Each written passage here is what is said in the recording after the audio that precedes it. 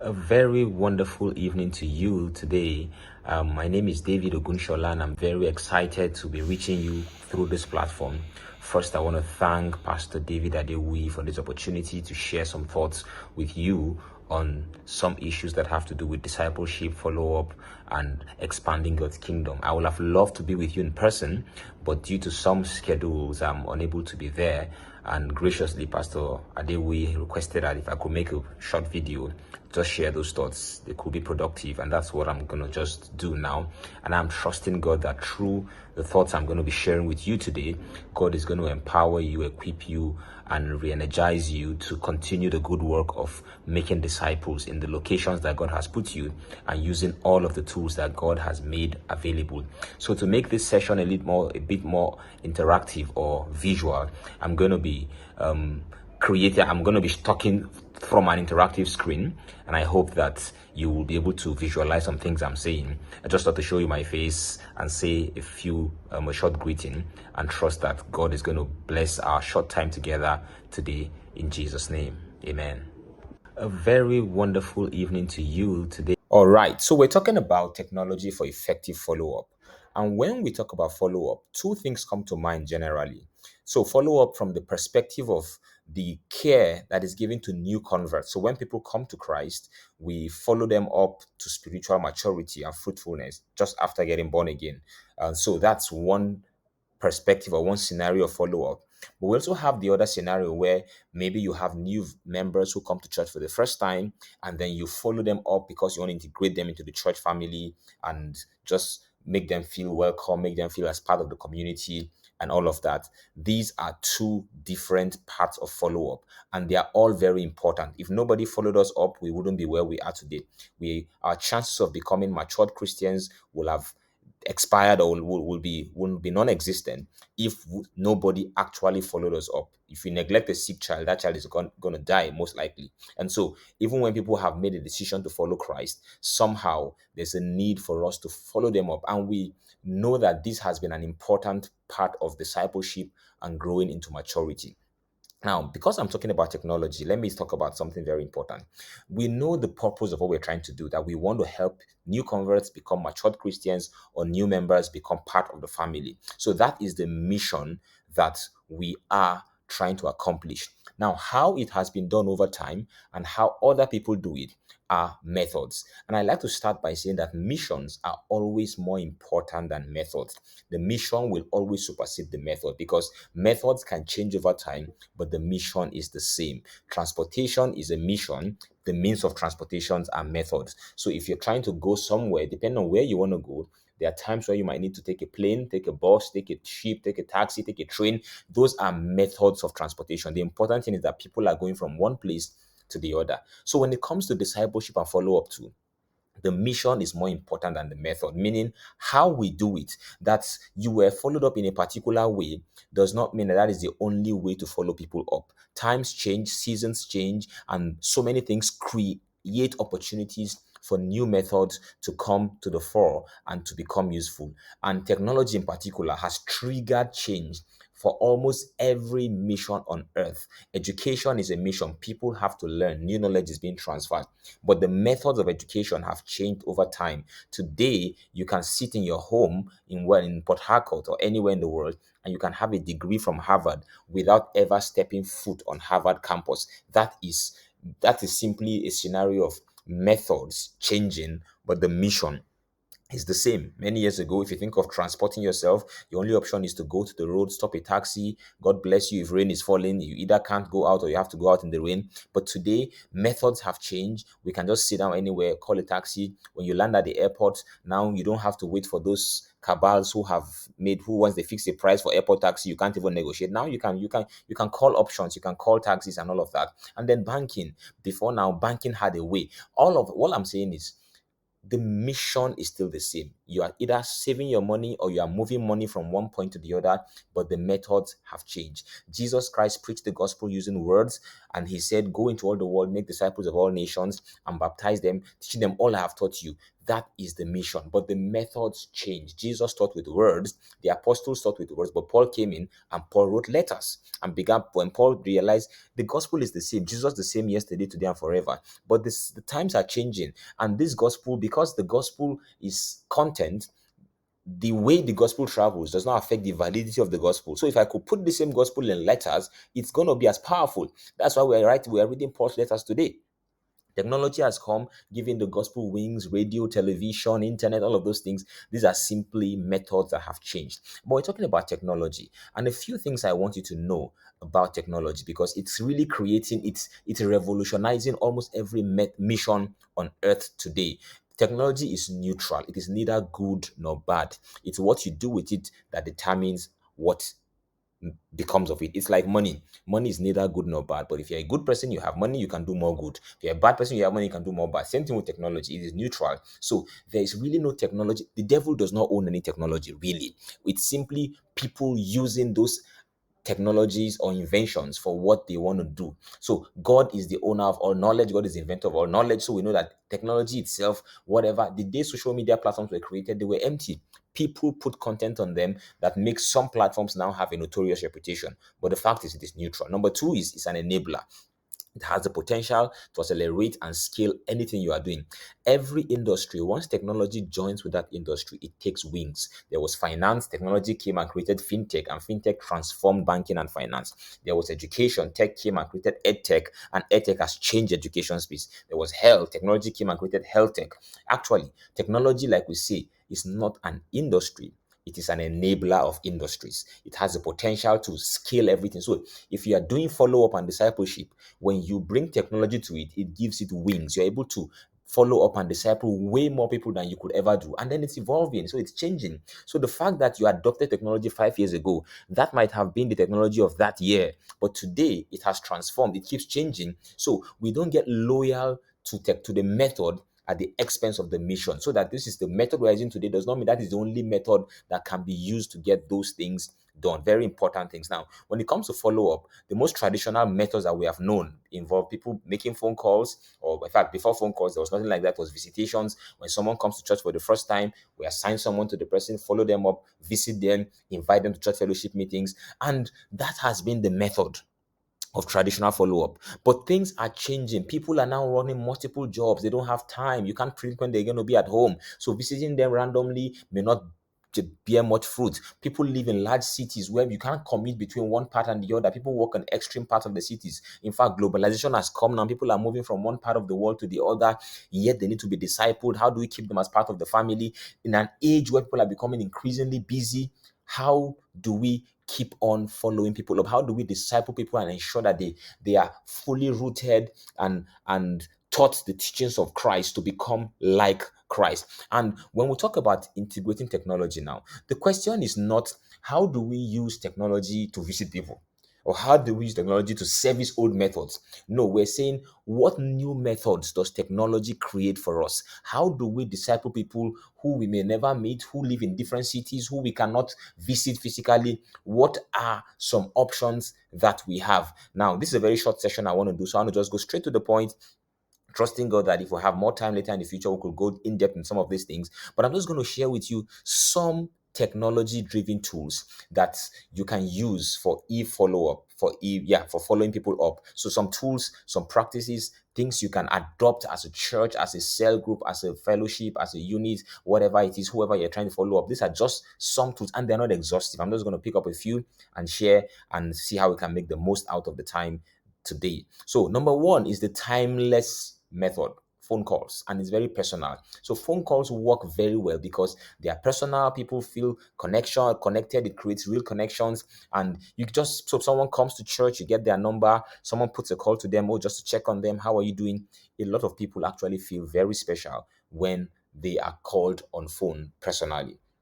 So this works. So if you don't do anything, maintain the phone calls, continue the phone calls. But there are some classes of people who this may not work for. They may be unreachable on phone. They may not pick numbers when you call them. So what happens? Does that mean that they are not willing to be connected? Does that mean that they can't be followed up? it's not the only method. So we can explore multiple methods. Some people may give you their phone number while they sign up or while they visit church, but when you begin to call them, they may never pick the call just because they want their privacy. They feel phone calls are intrusive. So if there are classes of people like that, no problem. There are other methods that can work for them, but understand that phone calls is still a valid method of following people up. Another one is customized and direct messaging. When I say customized, meaning personalized messaging. This could be through any platform, whether it's SMS, whether it's WhatsApp, whether it's the social media or their email, but something direct. The power here is that it's personalized, so people feel special about it. I mean, someone shows up in church or someone who gives his life to Christ, and he receives a message on their important days, on their birthdays, on their marriage anniversaries, if possible on their salvation anniversary. Oh, John, today makes it 2 years since you surrendered your life to Christ. Just wanted to send you a message to check on you. How are you doing? And these things can be done and automated and scheduled such that nobody's having to check a database to say, oh, who got born again on this day. You can actually get those things automated, and really they actually mean a lot to people when they get them. It's easy. There are tools that can just be built. You can schedule these things. So almost everybody that you're following up is getting customized. We all receive messages on our birthdays from our banks. Of course, there's nobody sending those messages. They are customized, they are personalized, but they're automated. So we can do that for follow-ups. We can say, oh, we can just put people in a database and put their important days. And there are actually apps and tools that can do those things for you. I may share a few of them as we go on, but this is one method that helps people feel remembered, feel seen, feel connected to you as a church. So just add it to your list of follow-ups. Say, okay, even if this is not the primary tool, but at least on people's important days, they will get a message from us as a church. Another one is automated email series, and I call it email series. It's not a one-time email. It's having people receive a series of email, or a sequence of personalized emails that are sent at intervals and are tailored to user journeys. Okay, let me paint a picture for you. When you sign up to a website or an app or something, most times you begin to receive emails from that company or from that app or from that tool. Oh, you have not done this. They just keep sending emails, sometimes 5, 6 emails over a 2 week period. Can I shock you? There's nobody sitting down somewhere saying, oh, on this day, send them email, on that day, send them email. There's something we do in tech business. It's called user journeys. So you simply create a pathway. So when anybody enters from this pathway, the next 10 emails they will get and the intervals. So we've already created the content of the email, and on this day, so 3 days after the person signs up, they get an email saying, hey, we're still expecting you. After another 5 days, send them another email, say, how are you doing? Hope you're still in the faith. After another 5 days, send them another email. And these things can be programmed to just be dropping by themselves.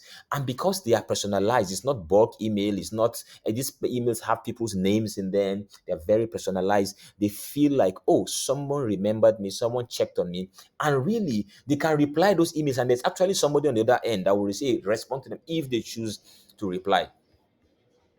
So what we can just do is create specific user journeys. Okay, for those who just get born again, this is the next 12 emails they should receive. They could be Bible studies, they could be emails just encouraging them, giving them a task to do, so maybe like devotionals or something that drops on their email at intervals. And the good part is we can actually make branches and triggers. I mean, marketing teams do this. So they say, okay, if someone comes to us for the first time, these are the next emails that they should get. But if they come a second time, the third email should be different. The next email should be different. And we create this part. That's why it's called a user journey. And I think it may take some work to plan this out, write out all the emails and content and everything, and get an IT person to just automate these things. But if businesses do this, if companies spend time to do this just for marketing, for follow-up of customers, I don't think we who are trying to follow up souls for the kingdom, we should work harder. We should bring in our expertise and intelligence to even get more done. Nobody who is working for money should work harder than those of us who are working for souls. Nobody who is bringing their skills for money should actually spend more energy and professional intellectual capacity on their job than those of us who are doing it for the kingdom, for an eternal purpose. So automated email series, fantastic, amazing. It works significantly. I mean, if you have marketing professionals, they can guide you. This is something one of the things that I do. I have different channels that we create pathways for people in marketing, and we can do it for discipleship and follow up. Another one is talking about digital small groups.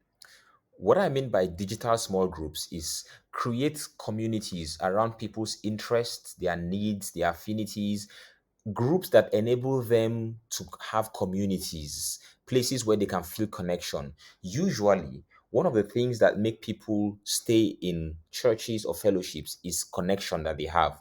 Of course, we know there's a saying that all life change, real life change happens in small groups, not in large congregations. So even online, we need to be able to create digital small groups where people can feel connected and where the activities are engaging, are immersive and result driven. So let me give you a few examples. We can decide to create a small group for Christian entrepreneurs, a Christian entrepreneurs community online for your local church. So anybody who comes into that church, if they are in business, they're trying to start up a business, they find a community that, oh, people like me are here, and they're able to get integrated into that community. You have something like maybe a young couples community. Everybody who is married below 5 years, this is the community for you, where we're discussing marriage matters are for young couples. So they feel connected there. You can have like a teenage parents community. All of these communities online. They don't have to meet physically on church. Okay, well, we meet on Tuesday afternoon. No, this could be asynchronous communities. So they have a community, you join them. So someone shares a video there, someone talks about things there. And if you really want it to be really, really immersive,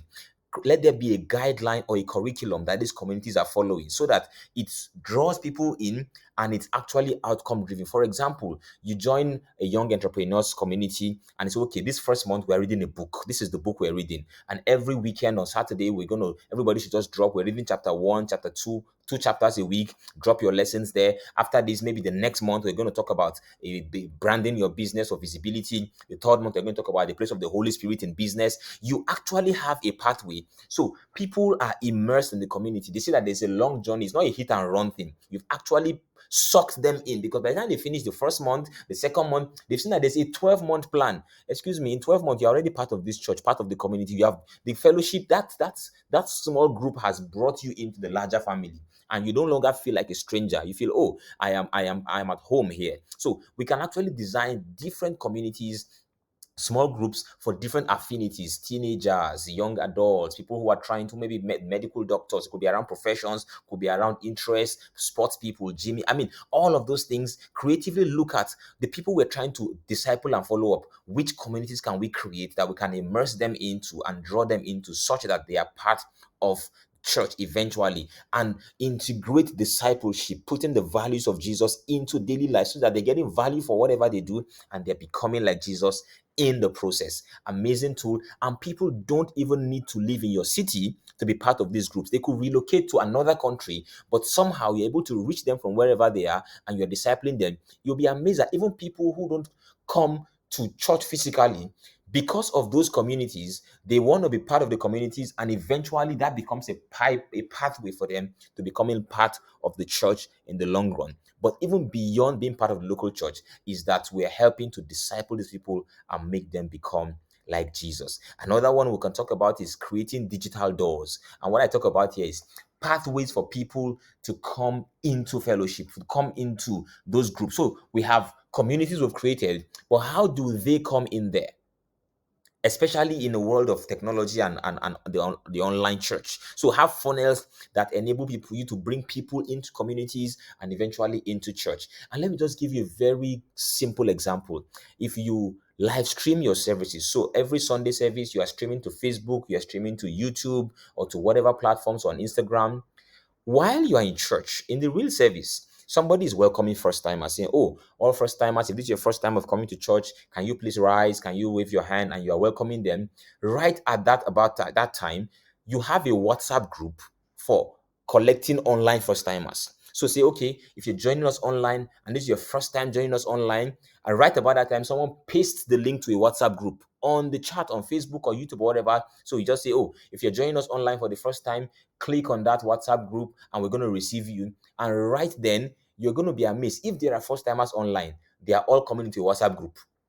Of course, you can join WhatsApp group by link. That link just brings them in, and somebody's actually there waiting for them to welcome them. And they are coming in, oh, welcome, welcome, welcome. And right there, somebody can drop voice notes, can drop things, can talk to them and receive them and help them find their way into groups. Oh, in this church we have these. So if you don't live in the city, we have a group for entrepreneurs, we have a group for young couples, we have a group for this. And if those groups have WhatsApp, their own WhatsApp groups, drop the links there. You'll be amazed. People will suddenly find their way into the communities you've created. And before the next service, you've actually dispatched everybody to their communities, and that WhatsApp group is empty. The next service, you are receiving a new set of new for first timers, and that could be somebody's ministry just receiving online first timers. So the way you have an usher in church welcoming people in, and when they come for the first time, you say, oh, after service, meet with this person. Whatever that person is telling them in the physical service, there's somebody doing that with them online. As you are marketing different fellowships, so there's choir, there's ushers, there's prayer band. Those are the physical communities and small groups. Those online, direct them to the digital groups, to the communities you've created, and that is where they're going to find fellowship, they'll find friendship, and you have just replicated everything you do physically. And even people who join your service from different cities can be part of church. They will pay offering, they will pay tithe, they will do everything. They will be part of church. They join services online. It's extremely doable, and churches are doing this. Young people who have gone to school out of the country, many of them are still part of their local churches here in Nigeria, simply because those churches have been able to create thriving communities and pathways such that these people are still being followed up, mentored, and discipled irrespective of where they are. Next one I'll talk about is talking about digital discipleship pathways. So it's just, think about this like online courses. I mean, you can have certifications, go online to take courses. We can actually have discipleship programs that run online. Almost every class you do in church, so you have a membership class, a maturity class, a baptismal class, all of those things can be converted into digital courses such that people are able to take maturity class from anywhere. You can actually pass them through whatever names you call it, membership class, workers class, whatever training you need to do to become a worker.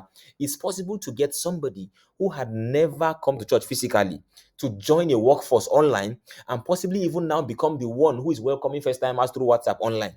He's now a part of the church workforce, is involved in everything, but you have digital pathways. So just identify what are the different areas you want to disciple people in, and the same things we do. And these things are not hard. The same energy it takes to run a class or to do a class physically is what it takes to record a class online, and that one can be used multiple times. So we can actually have digital discipleship pathways where we actually help people take roots. So say if you're struggling with this area, maybe this is you want to develop your prayer life, we have a digital prayer discipleship course. It's a 6-week course, once every week, and over 6 weeks, that person, you have the recorded teachings that actually help this person deepen their prayer life. Somebody is struggling with a particular sin, and somebody you have a pathway for helping them overcome it. Create that into a digital course. So as people are joining churches, even people who are not online, even members of the church, if they cannot come for discipleship class or for a physical class for 6 weeks in a row, let them take it online. Somebody follows them online. Right now, everything is, people work online, they school online. Why can't they get discipled online? That's what we're talking about. These tools are available to us, and it's just for us to think in terms of new methods, new processes, and really tell ourselves, what can we do differently? Now, I've shared a few things. What tools can we use? Now, this is where it becomes very practical. So how do we get these things done? What technology tools can we use? And I'm going to start with the very old and popular WhatsApp.